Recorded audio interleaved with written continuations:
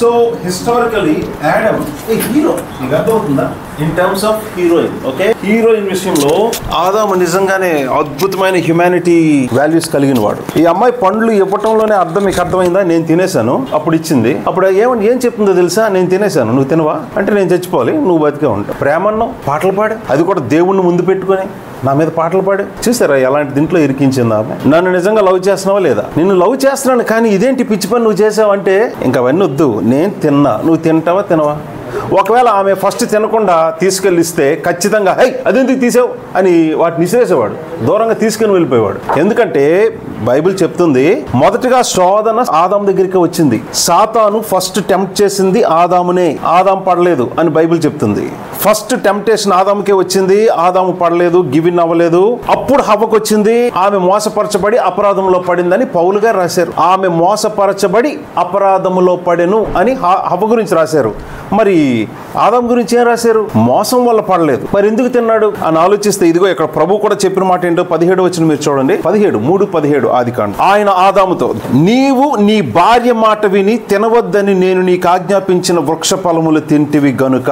చూసారా మాటలు ఏముందో? నీవు నీ భార్య మాట విని నేను నీకు తినొద్దని ఆజ్ఞాపించినవి నువ్వు తిన్నావన్నాడు. కానీ స్త్రీతో ఏమన్నారు తెలుసా? అమ్మ ఎందుకు తిన్నావంటే ఇదిగో నాకు ఈ సర్పం అంటే ఆ సర్పెంట్ లో ఉన్న శాటన్ నన్ను డిసీవ్ చేశాడు, నన్ను తినమని చెప్పాడు, మోసగించాడు, అబద్ధం చెప్పాడు, ఏదో ఆమె చెప్పింది. హవ్వ తినడానికి కారణం వాడు డిసీవ్ చేశాడు, నువ్వు తినడానికి కారణం నీ భార్య మాట విన్నావు. చూసారా, హవ్వ పడింది సాతానికి, ఆదాము పడింది అమ్మాయికి. మనం డైలాగ్ ఇచ్చాడే, అంతా సర్వమంగళ మేళమే, ఎవరైనా పడాల్సిందే.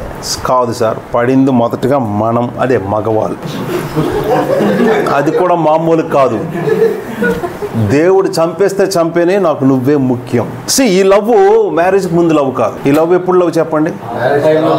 మ్యారేజ్ తర్వాత లవ్వే ఇంత ప్రమాదం ప్రపంచానికి తీసుకొస్తే మ్యారేజ్ ముందు లవ్ ఇంకేం తీసుకొని వస్తుంది?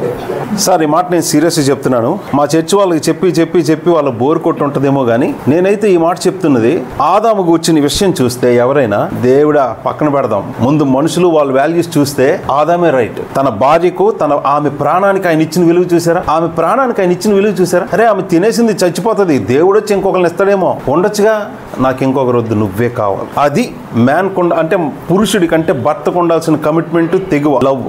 ఆ సాతాను వచ్చి ఆదామును మోసగించినప్పుడు పడలేదంటే దేవుడు అంటే ఆయనకి ఇష్టం ఉందా లేదా? గౌరవం ఉందా లేదా? విశ్వాసం ఉందా లేదా? భయము, విధేయత ఉన్నాయి లేదా?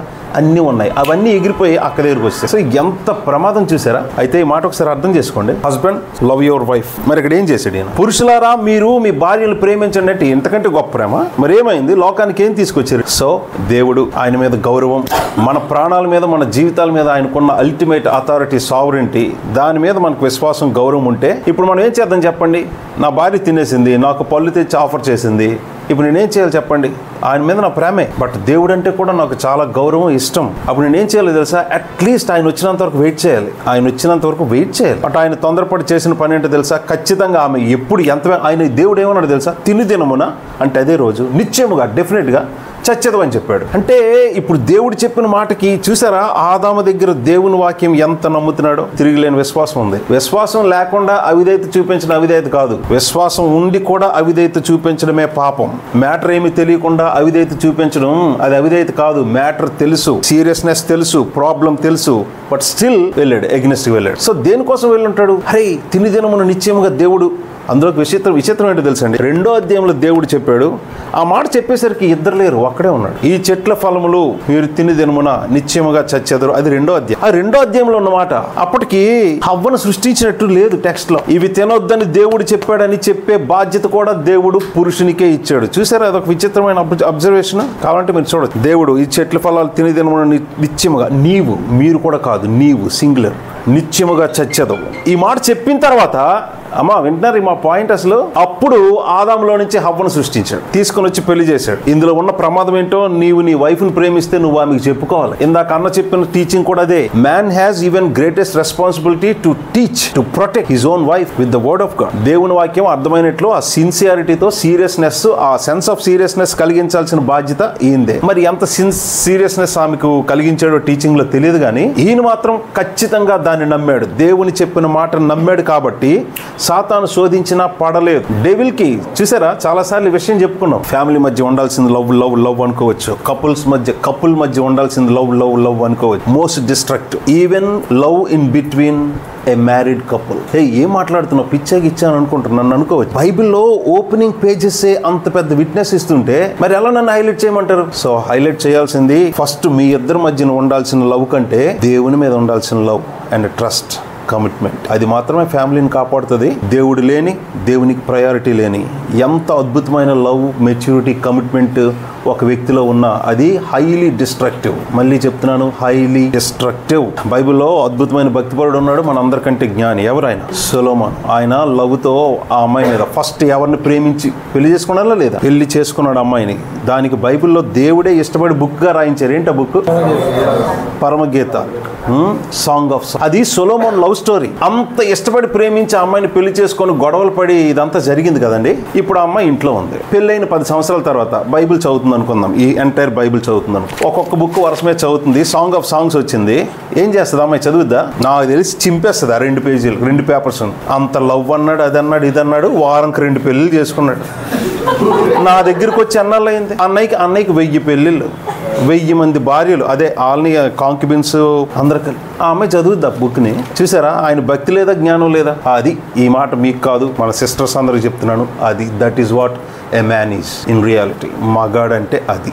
అంత భక్తి, అంత జ్ఞానం ఏమైపోయింది? అంత లవ్, అంత కమిట్మెంట్, ఏడుపు, విరహం ఇవన్నీ ఏమైపోయినాయి? నిలవవు, ఉండవు. సో ఎంత గుండెని పిండేసే ప్రేమ అయినా అది స్థిరమైనది కాదు. దాన్ని నమ్ముకొని పెళ్లిళ్ళు చేసుకోవద్దు. మరి ఎవరు నమ్ముకొని పెళ్లి చేసుకోవాలి? ప్రభువా, నీకు ఇష్టమైతే నన్ను పెళ్లి చేయి. పెళ్లి చేయన్నంత మాత్రాన, దేవుని చిత్తంలో పెళ్లి చేసుకున్నంత మాత్రాన ప్రాబ్లమ్స్ ఏ ఉండమంటున్నారా? ఇగో దానికి సంబంధించిన అద్భుతమైన వచనం ఇదే ఆదికాండం 15-16 వచనాలు. ప్లీజ్ చూడండి. దేవుడు ప్రపంచం అంతటికి ఒక పెద్ద కాన్ఫ్లిక్ట్ పెట్టాడు. ప్రపంచంలో యుద్ధాలు ఎందుకు, శత్రుత్వం ఎందుకు, వైరం ఎందుకు? మరియు నీకు, స్త్రీకి, నీ సంతానానికి, ఆమె సంతానానికి వైరము కలిగిస్తాను, అది నిన్ను తల మీద కొట్టును, నీవు దాని మడి మీద. వైరము కలిగిస్తాను.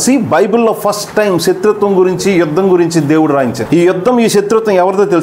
హోల్ వరల్డ్, పుట్టే ఎవ్రీ జనరేషన్ లో ఉన్న ఎవ్రీ ఇండివిజువల్. 2 పార్టీలు ఉన్నాయి. ఈ 2 పార్టీల మధ్య యుద్ధం. ఈ మాట దేవుడు చెప్పేసరికి అక్కడ ఎంతమంది ఉన్నారో తెలుసా? 2 గ్రూప్స్ లేవు, 2 దేశాలు లేవు, 2 గ్యాంగ్స్ లేవు. ఉన్నది ఇద్దరు మనుషులు. ఆ ఇద్దరు కూడా భార్య భర్తలు. 2 భార్య భర్తలకి దేవుడు చెప్తున్న మాట ఏంటో తెలుసా?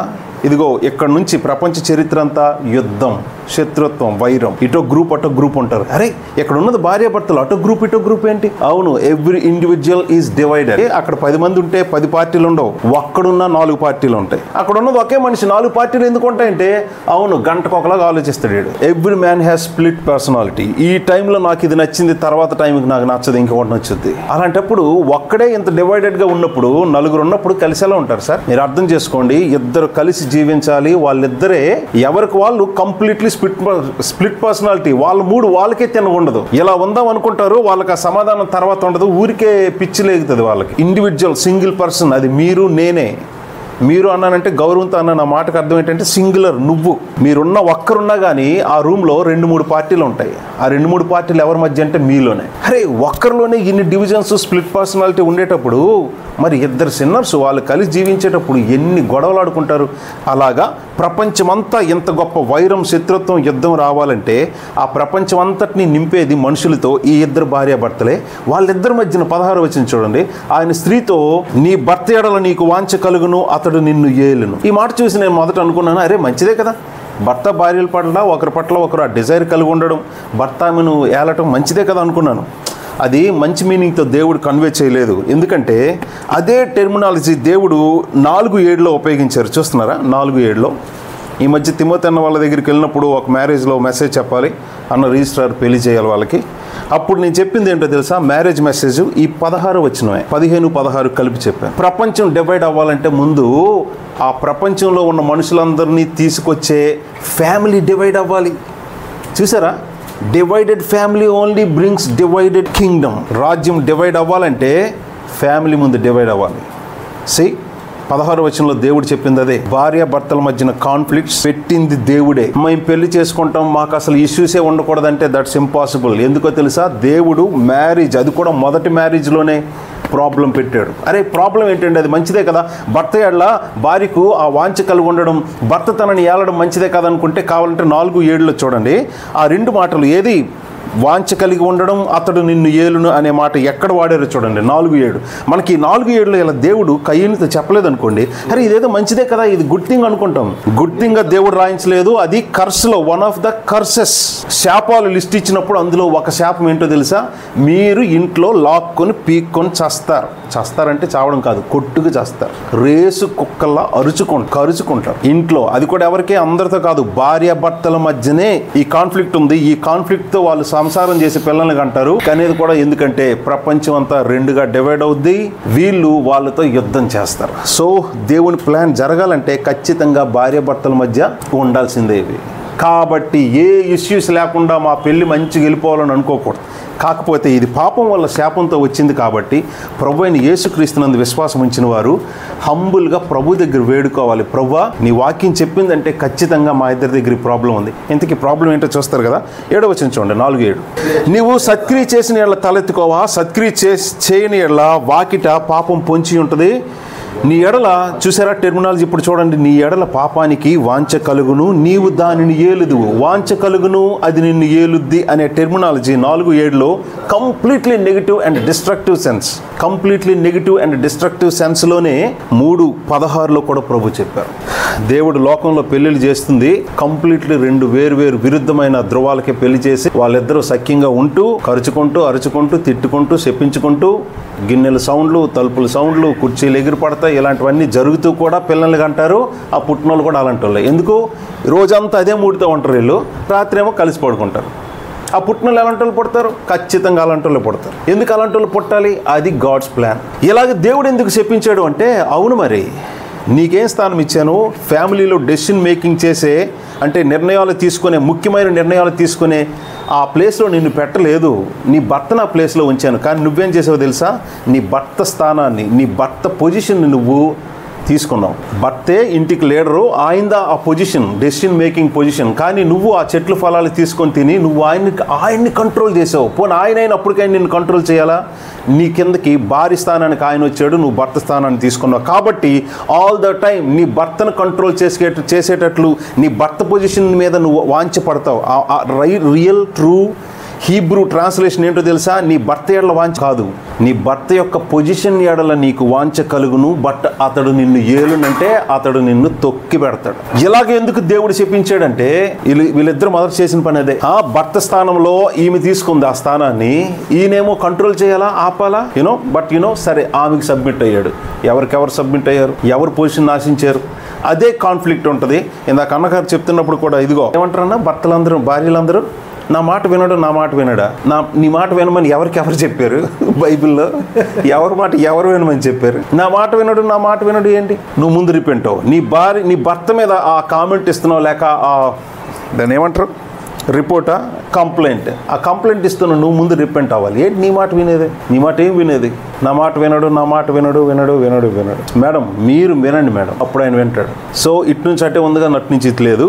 దేవుడు ఒకే ఒక్క కపుల్ విషయంలో రివర్స్లో అంటే వీళ్ళు నవ్వుతున్నారు, మీరు అంత కోపంగా ఉన్నారు. అయ్యో బాబు ఏంటి అన్నయ్య అటు మాట్లాడుతున్నాడు. కాదు అంటే ఒకే ఒక్క కపుల్ విషయంలో ఈ మాట చెప్పాడు. నీవు నీ భార్య అయినా సారాయి మాట వినుము అని దేవుడు అబ్రాహాముకి చెప్పాడు. అది కూడా ఆ హిస్టారికల్ కాంటెక్స్ట్, ఆ పర్టికులర్ ఇష్యూ మీద. కాకపోతే మీరు అర్థం చేసుకోవాల్సింది, ఎలాంటి కాన్ఫ్లిక్ట్ నేను పెట్టలేదు సార్, కాన్ఫ్లిక్ట్ స్టార్ట్ చేసింది దేవుడే. అయితే ఈ విషయాలన్నీ మనం బైబిల్ని చూసిన తర్వాత ఏం చేయాలో తెలుసా? మేము పాపులం, నేను ఒక్కడున్నప్పుడే గడికొకలా మారిపోతా ప్రభువా. ఇప్పుడు నాకు ఇది ఇష్టం అంటాను, తర్వాతకి నాకు అది ఇష్టం లేదని నేను ఒక్కడుంటేనే నేను అలా మారిపోతా. అలాంటిది ఇలాంటి ఇద్దరు కలిసి జీవితకాలం ఎలా జీవిస్తారు? ఖచ్చితంగా ప్రాబ్లం ఉంటుంది.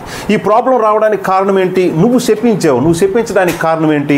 అలాంటి పాపం వాళ్ళు ముందు చేశారు కాబట్టి దేవుడు ఎవరు ఏ పాపం చేస్తారో వాళ్ళకి ఆ పాపానికి అప్పగిస్తారు. సో స్త్రీకి ఇలాంటి దానికి ఎందుకు అప్పగించాడంటే ఆమె ముందు ఆ పాపం చేసింది కాబట్టి. ఇది ఒక పెద్ద థియాలజీ బైబిల్లో, మళ్ళీ అంతా వివరంగా చెప్పుకోలేం. ఆమె ఆ పాపం చేయకపోతే దేవుడు అలాంటి శిక్ష అణచివేయడు. ఏం పాపం చేసిందో తెలుసా? తన భర్త స్థానాన్ని బలవంతంగా గ్రాబ్ చేసింది. కాబట్టి నువ్వెప్పుడు నీ భర్త స్థానం కోసం పోటీ పడతావు, కానీ అతడు నిన్ను ఏలును. ఏం చేస్తాడు? కొన్నిసార్లు అరుపులు అరుస్తాడు, మరి అదే చెయ్యి కూడా ఎత్తే పరిస్థితి.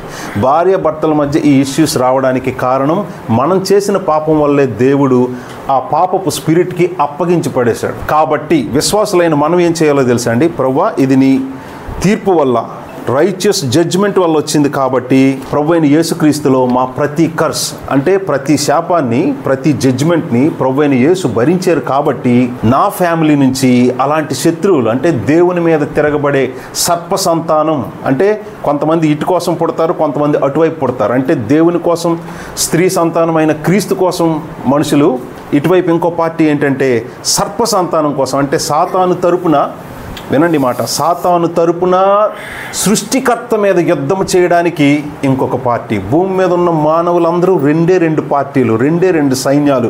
ఒకటి స్త్రీ వైపు లేక స్త్రీ సంతానమైన క్రీస్తు వైపు ఎగ్నిస్ట్గా ఉన్నది. దేవుడి మాట చెప్పింది సర్పంతో లేక సర్పంలో ఉన్న సాతానుతో. సో నీ సంతానానికి అని దేవుడు చెప్పింది ఎవరితో తెలుసా? సర్పం. అందుకే యోహాను గారు, బాప్తిస్మిచ్ యోహాను గారు సర్ప సంతానమా అనే మాట తిట్టారు. అంటే అర్థం ఏంటి తెలుసా? ఎవరెవరు యేసుక్రీస్తుకి, యేసుక్రీస్తును కనిన స్త్రీ అంటే ఇజ్రాయేల్కి ఎగ్నిస్ట్గా ఉంటారో వాళ్ళందరూ సర్ప సంతానం వైపు ఉన్నట్టే, అంటే సాతాను వైపు ఉన్నట్టే. అందుకే ఎవరు ఎన్ని రకాల వార్తలు వినిపించినా అది ఒకవేళ నిజమైనా కానీ ఎప్పుడు ఇజ్రాయేల్కి ఎగ్నిస్ట్గా ఉండొద్దు.